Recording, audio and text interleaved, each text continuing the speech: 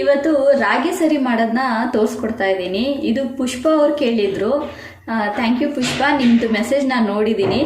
So ನೀವು ಕೇಳಿರೋದ್ರಿಂದ ನಾನು ಮಗುಗೆ ರಾಗಿ ಸರಿನ ಮಾಡೋದನ್ನ ಹೇಗೆ ಅಂತ ತೋರಿಸ್ಕೊಡ್ತಾ ಇದ್ದೀನಿ. ಈ ರಾಗಿ ಸರಿನ 5ನೇ ತಿಂಗಳಿಂದ ಈ ರಾಗಿ ಸರಿನ ಫಸ್ಟ್ ನಾವು ಆರಂಭಿಸ್ತೀವಿ ತಿನ್ಸೋಕ್ಕೆ.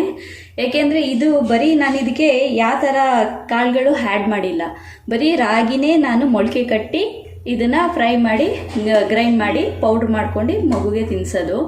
ಕಾಳುಗಳು ಆ್ಯಡ್ ಮಾಡಿದ್ರೆ ಮಕ್ಕಳಿಗೆ ಡೈಜೆಷನ್ ಅಷ್ಟು ಚೆನ್ನಾಗಿ ಆಗಲ್ಲ. ರಾಗಿನ ಮೊಳಕೆ ಕಟ್ಟಿನೇ ತಿನ್ಸೋಣ, ಮಕ್ಕಳಿಗೆ ಆಹಾರನೇ ತುಂಬ ಈಸಿಯಾಗಿ ಆಗೋದ್ರಿಂದ ನಾವು ಹಾಗೆಯೇ ಇದನ್ನು ರಾಗಿ ಸರಿನ ಬರೀ ಮೊಳಕೆ ಕಟ್ಟಿರೋದನ್ನ ಮಾಡಿ ತೋರಿಸ್ತಾ ಇದ್ದೀನಿ. ಈಗ ಇದು ಹೇಗೆ ಮಾಡೋದು ಅಂತ ನೋಡೋಣ. ಇದಕ್ಕೆ ನಾನು 1 ಬೌಲಷ್ಟು ರಾಗಿ ತೊಗೊಂಡಿದ್ದೀನಿ. ಇನ್ನು ನಾವು ಒಂದು 4ರಿಂದ 5 ಸತಿ ನೀಟಾಗಿ ವಾಶ್ ಮಾಡ್ಕೊಳ್ಬೇಕು. ಇದರಲ್ಲಿ ಕಸ ಧೂಳೆಲ್ಲ ಈ ಥರ ವಾಶ್ ಮಾಡಿ ಇಟ್ಟಿರೋದಕ್ಕೆ ಇದಕ್ಕೆ ನಾನು ಸ್ವಲ್ಪ ನೀರು ಆ್ಯಡ್ ಮಾಡಿ 1 ದಿನ ಪೂರ್ತಿಯಾಗಿ ನೆನೆಯಕ್ಕೆ ಬಿಡ್ತೀನಿ. ಇದು 1 ದಿನ ಪೂರ್ತಿ ನೆನೆಸಿಟ್ಟಿದೆ. ಇವಾಗ ಇದನ್ನು ನಾನು ಸೋರಿಸ್ಕೊಂಡು ಬಟ್ಟೆಲಿ ಕಟ್ಟಿಡ್ತಿದ್ದೀನಿ ಮೊಳಕೆ ಬರೋಕ್ಕೆ. ನೋಡಿ, ಈ ಥರ ರಾಗಿನ ನಾವು 1 ದಿನ ಪೂರ್ತಿ ನೆನೆಸಿದ್ವಲ್ಲ, ಆ ರಾಗಿನ ಈ ಥರ ಒಂದು ಬಿಳಿ ಬಟ್ಟೆಯಲ್ಲಿ ಕಟ್ಟಿಟ್ಬಿಡೋಣ. ಇದು ಕಟ್ಟಿ ಹಾಗೆ 1 ದಿನ ಇಡೋಣ. ನೋಡಿ ಇದು ಹೇಗೆ ಈಗ ಮೊಳಕೆ ಬಂದಿದೆ ಅಂತ. ಇಷ್ಟು ಸಣ್ಣಗೆ ಬಂದರೆ ಸಾಕು, ತುಂಬ ಜಾಸ್ತಿ ಬರೋದು ಬೇಡ. ಈ ಥರ ಸ್ವಲ್ಪ ಬಂದಿರೋ ಮೊಳಕೆ ಕಾಳನ್ನ ಈಗ ಬಿಸಿಲಲ್ಲಿ ಚೆನ್ನಾಗಿ ಒಣಗಿಸ್ಕೊಂಡು ಬರೋಣ. ಈ ಥರ ಚೆನ್ನಾಗಿ ಒಣಗಿದೆ ಇದು. ಈಗ ಇದನ್ನು ಹೇಗೆ ಮಾಡೋದು ಅಂತ ತೋರಿಸ್ಕೊಡ್ತೀನಿ.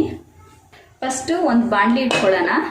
ಇದು ಬಿಸಿಲಲ್ಲಿ ಒಣಗಿಸ್ಕೊಂಡಿರೋದನ್ನ ರಾಗಿನ ಹಾಕೊತಾ ಇದ್ದೀನಿ. ಈಗ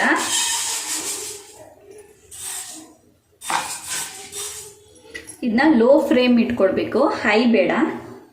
ಈ ಥರ ಕಮ್ಮಿ ಉರಿಲೇನೆ ಇದನ್ನ ನಾವು ಫ್ರೈ ಮಾಡ್ಕೊಳ್ಬೇಕು. ಸೊ ಒಂದು 3 ತಿಂಗಳ ತನಕ 5, 6, 7 ಈ 3 ತಿಂಗಳು ಬರೀ ರಾಗಿನ ಮೊಳಕೆ ಕಟ್ಟಿರೋದನ್ನೇ ತಿನ್ಸೋಣ. ಈ 8ನೇ ತಿಂಗಳಿಗೆ ಬೀಳುತ್ತಲ್ಲ ಮಕ್ಕಳಿಗೆ, ಆಗ ಇದಕ್ಕೆ ನಾವು ಸ್ವಲ್ಪ ಕಾಳುಗಳನ್ನೆಲ್ಲ ಆ್ಯಡ್ ಮಾಡೋಣ. ಗೋಡಂಬಿ ಮತ್ತು ಬಾದಾಮಿನೂ ಸೇರಿಸಿ ಕಾಳುಗಳು ಎಲ್ಲ ಸೇರಿ ಆ್ಯಡ್ ಮಾಡಿ ಈ ಥರ ಫ್ರೈ ಅದೂ ಇದೇ ರೀತಿಯೇ. ಆದರೆ ರಾಗಿನ ಮಾತ್ರ ಮೊಳಕೆ ಕಟ್ಕೊತೀವಿ. ಬೇರೆ ಕಾಳುಗಳನ್ನೆಲ್ಲ ಚೆನ್ನಾಗಿ ವಾಶ್ ಮಾಡಿ ಇಟ್ಕೊಂಡು ಬಿಸಿಲಲ್ಲಿ ಇದೇ ರೀತಿ ಒಣಗಿಸಿ ಅದನ್ನ ಫ್ರೈ ಮಾಡಿ ಪೌಡರ್ ಮಾಡ್ಕೊಳ್ಬೇಕು. ನೆಕ್ಸ್ಟ್ ಟೈಮು ನಾನು ನೆಕ್ಸ್ಟ್ ವಿಡಿಯೋದಲ್ಲಿ ಎಲ್ಲ ಥರ ಕಾಳುಗಳು ಹಾಕಿ ಮಾಡೋದನ್ನು ತೋರಿಸ್ತೀನಿ.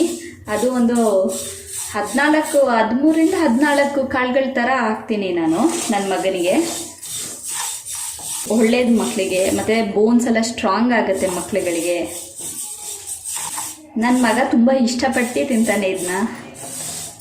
ಅವನು ಅನ್ನ ಜಾಸ್ತಿ ಇಷ್ಟಪಡಲ್ಲ. ಈಗ ಅವನಿಗೆ 1 ವರ್ಷದ ಮೇಲೆ 3 ತಿಂಗಳು. ಈಗಲೂ ಅವನಿಗೆ ನಾನು ರಾಗಿ ಸರಿ ತಿನ್ನಿಸ್ತಾ ಇದ್ದೀನಿ. 1 ದಿನಕ್ಕೆ 1 ಬಾರಿ ನಾನು ಅವನಿಗೆ ರಾಗಿ ಸರಿ ಕಂಪಲ್ಸರಿ ತಿನ್ನಿಸ್ತೀನಿ. ತುಂಬ ಇಷ್ಟಪಟ್ಟು ತಿಂತಾನೆ ಅವನು. ಇದು ಘಮ ಘಮ ಅಂತ ಸ್ಮೆಲ್ ಬರುತ್ತೆ ರಾಗಿದು. ಹಂಗಂತ ತುಂಬಾ ಹುರಿಯಕ್ಕೆ ಹೋಗ್ಬೇಡಿ, ಆಮೇಲೆ ಕಪ್ಪಗೆ ಹೋಗುತ್ತೆ, ಸೀದೋಗುತ್ತೆ ರಾಗಿ. ನೋಡ್ಕೊಂಡು ಫ್ರೈ ಮಾಡಿ. ವಿಡಿಯೋಗಳನ್ನ ನೋಡಿ ಲೈಕ್ ಮಾಡಿ, ಸಬ್ಸ್ಕ್ರೈಬ್ ಮಾಡಿ, ಹಾಗೆಯೇ ಕಮೆಂಟ್ಸ್ ಕೊಡಿ. ಇದೇ ರೀತಿ ನೀವು ನನಗೆ ಸಪೋರ್ಟ್ ಮಾಡಿ. ಇದು ಚೆನ್ನಾಗಿ ಒಣಗಬೇಕು ಬಿಸಿಲಲ್ಲಿ, ಇಲ್ಲಾಂದರೆ ಅದು ಪುಡಿ ಸರಿಯಾಗಿ ಆಗಲ್ಲ. ನಾವು ಗ್ರೈಂಡ್ ಮಾಡಿಸಿದಾಗ ಎಲ್ಲ ಅಂಟ್ಕೊಂಡ್ಬಿಡುತ್ತೆ. ಮತ್ತು ನಾವು ಈ ಬಾಣಲೆಲಿ ಚೆನ್ನಾಗಿ ಹುರಿಯೋದ್ರಿಂದ ಇದು ತುಂಬ ದಿನ ಇಟ್ಕೊಂಡು ನಾವು ಮಕ್ಕಳಿಗೆ ತಿನ್ನಿಸ್ಬೋದು. ನಾವು ಸರಿಯಾಗಿ ಫ್ರೈ ಮಾಡ್ದೇ, ಸರಿಯಾಗಿ ಬಿಸಿಲಲ್ಲಿ ಒಣಗಿಸ್ತೇನೆ ನಾವು ಗ್ರೈಂಡ್ ಮಾಡಿಸಿದ್ರೆ ಅದು ಬೇಗನೂ ಹುಳ ಬಂದ್ಬಿಡುತ್ತೆ, ಹಾಳಾಗೋಗುತ್ತೆ ರಾಗಿ ಹಿಟ್ಟು. ತುಂಬ ದಿನ ಇಟ್ಕೊಳ್ಬೇಕು ಅಂದರೆ ನೋಡಿ, ಚೆನ್ನಾಗಿ ಲೋ ಫ್ಲೇಮಲ್ಲೇ ನಿಧಾನಕ್ಕೆ ಹುರಿರಿ. ಬಿಸಿಲಲ್ಲೂ ಅಷ್ಟೇ ಚೆನ್ನಾಗಿ ಅದು ಡ್ರೈ ಆಗಬೇಕು. ಈಗ ನಾನು ತೋರಿಸಿದ್ನಲ್ಲ ಅದೇ ರೀತಿ ರಾಗಿ ಚೆನ್ನಾಗಿ ಬಿಸಿಲಲ್ಲಿ ಡ್ರೈ ಆಗಿ. ಮತ್ತು ಯಾರ್ಯಾರು ನನ್ನ ಚಾನಲ್ ಇನ್ನೂ ಸಬ್ಸ್ಕ್ರೈಬ್ ಆಗಿಲ್ಲ, ಪ್ಲೀಸ್ ಸಬ್ಸ್ಕ್ರೈಬ್ ಮಾಡಿ. ಹಾಗೆ ನನ್ನ ಎಲ್ಲ ವೀಡಿಯೋಸ್ಗಳಿಗೂ ಲೈಕ್ ಕೊಡಿ. ಇದು ಆಗಿದೆ ಅಂತ ಹೇಗೆ ಗೊತ್ತಾಗುತ್ತೆ ಅಂದರೆ, ನಾವು ಈ ಥರ ಹಿಂಗೆ ಹುರಿಬೇಕಾದ್ರೆ ಸೌಟಲ್ಲಿ ಹಿಂಗೆ ಅಂಟಬಾರ್ದು. ನೋಡಿ ಇವಾಗ ಇದು ಅಂಟುತ್ತಾ ಇಲ್ಲ. ನೋಡಿ ಒಂದ್ಸತಿ ಇನ್ನೊಂದ್ಸತಿ ತೋರಿಸ್ತೀನಿ. ಈ ಥರ ಅಂಟಬಾರ್ದು ಸೌಟಲ್ಲಿ. ಅಂಟಿಲ್ಲ ಅಂದರೆ ಇದು ಚೆನ್ನಾಗಿ ಫ್ರೈ ಆಗಿದೆ ಅಂತ ಅರ್ಥ. ಇನ್ನೂ ಅದು ಮೊಳಕೆ ಕಾಳುಗಳು ಅಂಟುತ್ತಿದೆ ಅಂದರೆ ರಾಗಿ, ಸೊ ಅದು ಇನ್ನೂ ಸ್ವಲ್ಪ ನೀವು ಫ್ರೈ ಮಾಡಬೇಕು ಅಂತ ಅರ್ಥ. ಸೊ ಇದು ಚೆನ್ನಾಗಿ ಆಗಿದೆ. ಈಗ ಇದನ್ನ ಇಳಿಸಿಟ್ಕೊಂಡಣ. ಇದು ಸ್ವಲ್ಪ ತಣ್ಣಗಾದ್ಮೇಲೆ ನಾನು ಮಿಕ್ಸಿಗೆ ಹಾಕಿ ಗ್ರೈಂಡ್ ಮಾಡಿ ನಿಮಗೆ ತೋರಿಸ್ತೀನಿ ಪೌಡರ್. ಮಿಕ್ಸಿಲಿ ಪೌಡ್ರ್ ಮಾಡಿ ಇಟ್ಕೊಂಡ್ಬಂದಿದ್ದೀನಿ ನೋಡಿ. ಈ ಥರ ನುಣ್ಣಗೆ ಪೌಡ್ರ್ ಮಾಡ್ಕೊಳ್ಬೇಕು.